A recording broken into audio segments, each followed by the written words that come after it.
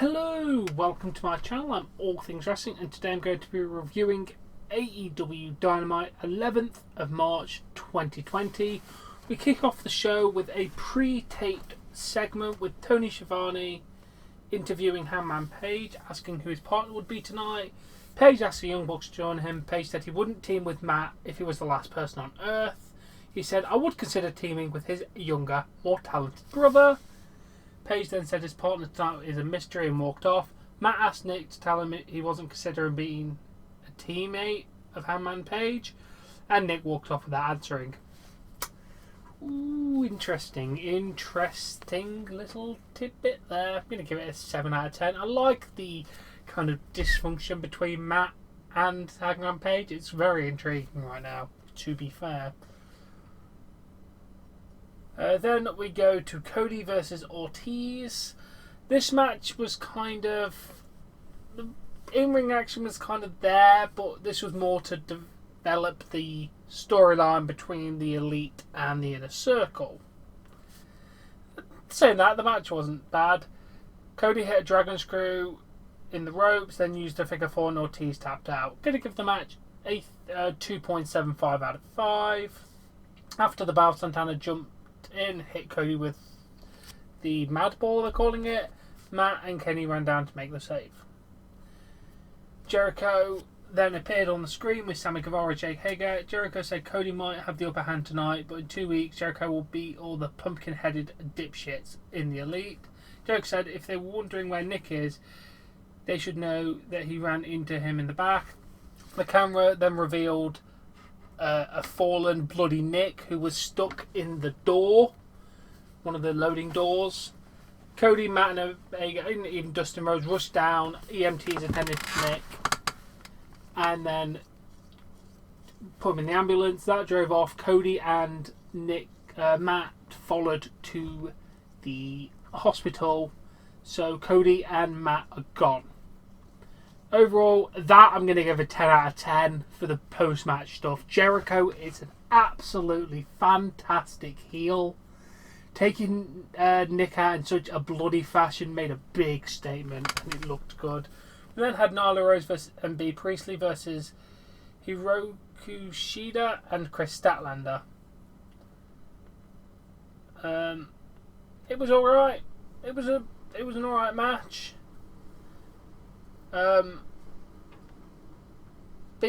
Rose did a spear and then a beast bomb for the pin. Gonna give the match a 3 out of 10. It was fairly competent.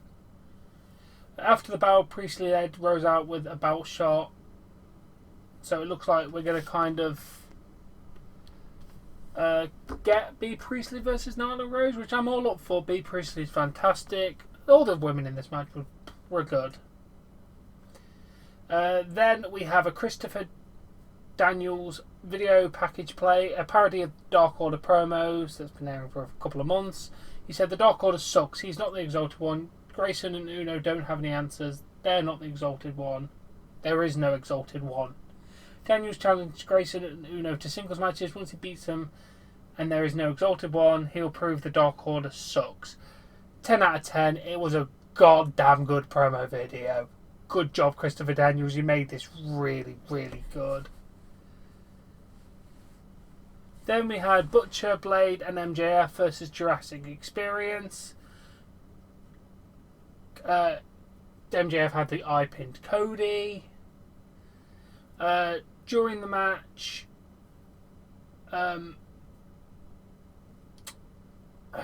Marco Stunt was like kicking the shit out of MJF in the corner. Jungle Boy pulled him off, got shoved down, and then eventually led to MJF using the salt of the earth to tap out Stunt. Match I'm going to give a 2.5 out of 5. It was average. It did what it needed to do. Marco Stunt looked good. Everyone looked good in the match. It just wasn't the best in ring terms of action. Then we had a Darby Allin video. He dragged a Sammy Guevara dummy in a body bag behind a pickup truck. 7 out of 10. He has weird promo videos and I like it. Then Tony Schiavone interviewed Britt Baker. She brought coffee. Then she healed on the crowd mega by saying they have high BMIs, poor oral health, and they're boring because caffeine and alcohol are frowned upon. She said that she was there to serve as their role model.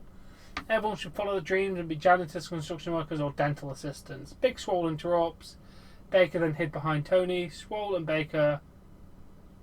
Swole says Baker does all the talking. Baker said the only wrestler in Swole's household that people care about is her boyfriend.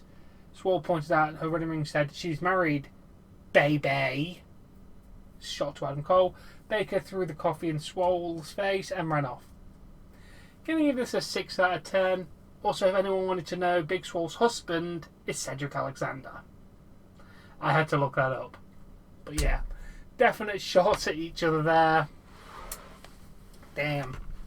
Then we go to Pac, Pentagon Jr. and Ray Phoenix versus Joe Janela and Private Party.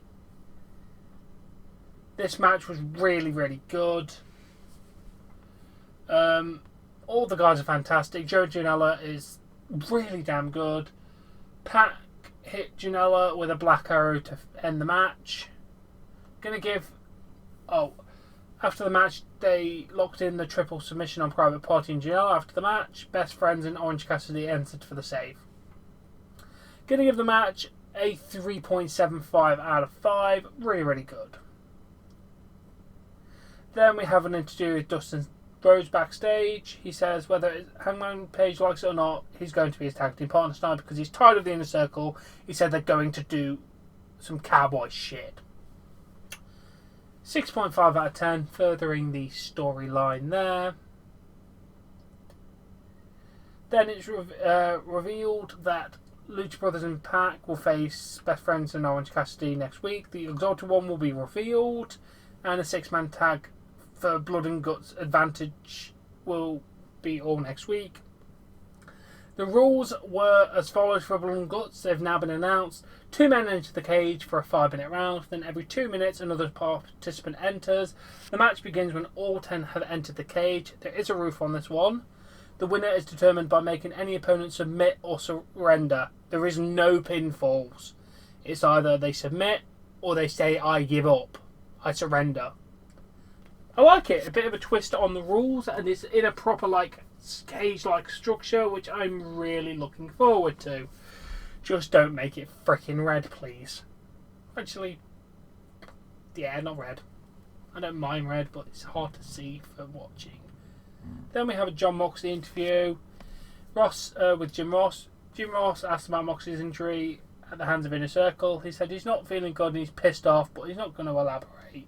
Ross said Moxley and Hager are on a collision course. Moxley said he's never been hit harder than he was by Hager, but Hager is just another guy. Ross asked what's up for Moxley at Blood and Guts. He said he'll be there.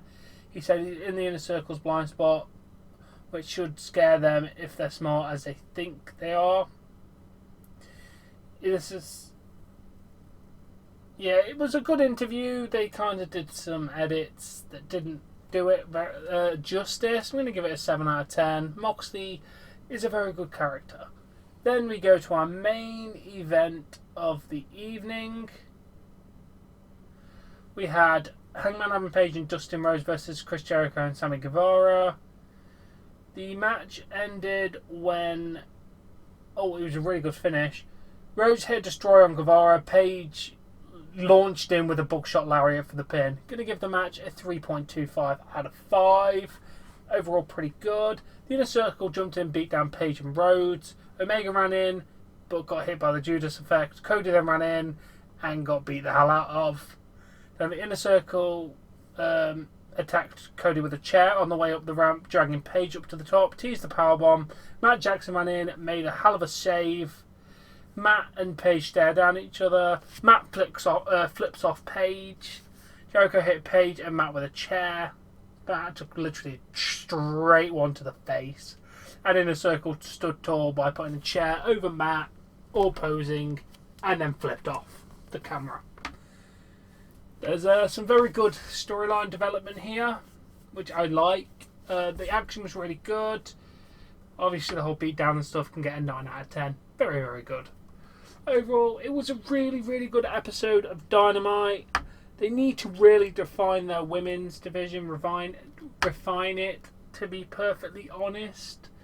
It's not hitting as good as it could, but they're overall doing good. They do need to get a mid-card title in as well.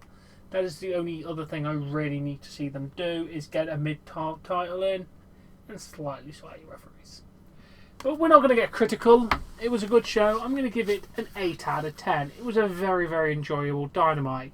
We're finally seeing the Inner Circle Elite rivalry that we were expecting at the beginning, but it kind of moved into Moxley territory to start with. Maybe they just didn't want the title involved in Inner Circle versus the Elite, which I can get. And then they gave it to a new guy. So yeah, all good. Now, as always, I do hope you've enjoyed this review. If you have, please smash that like button, share and subscribe, and I shall catch you all later. Bye.